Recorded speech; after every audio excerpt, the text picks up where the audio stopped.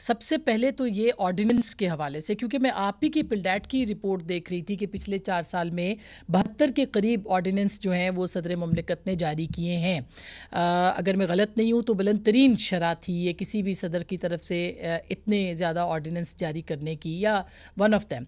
तो अब वो कह रहे हैं कि नहीं, ऑर्डिनेंस नहीं, अब आप जाइए पार्लियामेंट के पास और ये जो मिनी बजट है इसको वहाँ से पास करवाइए।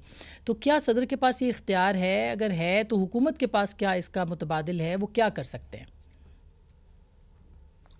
बहुत शुक्रिया आसमा, आप दुरुस्त कह रही हैं कि ये वैसे हाईएस्ट तो नहीं है, लेकिन one of the highest number of ordinances हैं जो पिछले 4 साल में जारी किए गए हैं।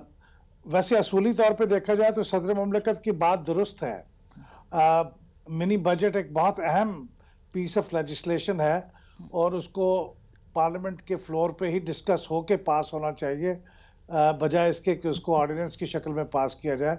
असूली तौर पे ये बात दुरुस्त है।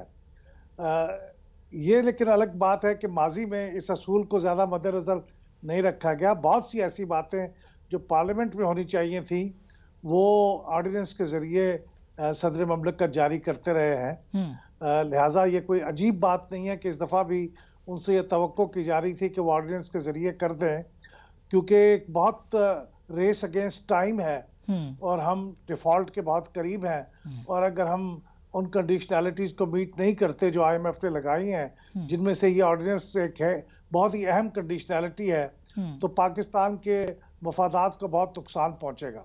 सर तो इसका ये मेरे ख्याल में असूली तौर पे ठीक है, लेकिन अमली तौर पे गलत बात है मेरे ख्याल। और उसकी टाइमिंग के हिसाब से देखा जाए, क्योंकि कम तरीन सतह पे इस वक्त पाकिस्तान का ज़र मुबादला है, अगर नहीं हुए तो आपने खुद जैसे कि कहा कि दिवालिया होने का ख़तरा है पाकिस्तान का। तो अब हुकूमत क्या कर सकती है सर? क्या वो जॉइंट सेशन को बुला सकती है, वो जॉइंट सेशन में ये पास करवा सकती है? उसमें ताख़ीर होने के इम्कानात कितने हैं? देखिए, मेरी मालूमात की हद तक तो जॉइंट सेशन से उसी वक्त पास होता है जब एक हाउस से पास हो जाए और दूसरा हाउस उसे मुकर्ररा मुद्दत में पास ना कर सके। लेकिन ऐसी सूरत तो नहीं है। इसे असूलन तो कौमी असम्बली या सेनेट में तो ये जाएगा नहीं, क्योंकि मनी बिल है, कौमी असम्बली में ही जाएगा। तो कौमी असम्बली से इसे पास होना होगा।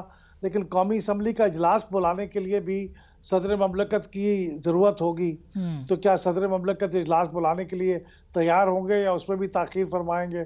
तो वो भी एक मसला बन सकता है। लेकिन इसका तरीका यही है कि जल्द अज जल्द कौमी असम्बली का इजलास बुलाया जाए और वहाँ से ये पास कर लिया जाए। उसके बाद ये सदर की फिर भी एसेंट के लिए जाएगा और सदर ममलकत उसमें भी ताख़ीर कर सकते हैं। वो वापस भेज सकते हैं, 15-20 दिन 25 दिन तक का ताख़ीर हो सकती है। तो नुकसान बहुत पहुंच सकता है पाकिस्तान के मफादात को। हुकूमत जो भी करे, तो इस वक्त वाकई एक मजबूरी की कैफियत है और सदर ममलकत ने वाकई और PTI ने और इमरान खान साहब ने हुकूमत को चूंकि जिच करने का और नाकाम करने का कोई मौका पहले भी नहीं छोड़ा। जैसे ही अभी आप बात कर रहे थे शौकत तरीन साहब की, उस वक्त जो गुफ्तगू हो रही थी वो भी यही थी कि IMF के साथ मुज़ाकरात को नाकाम बना दिया जाए और वो सरप्लस अपना ना दे हुकूमत को, मरकजी हुकूमत को। तो अब भी उससे इसे अंदाजा हो जाना चाहिए था हुकूमत को और उनके इसकी प्रेपरेशन कर लेनी चाहिए थी।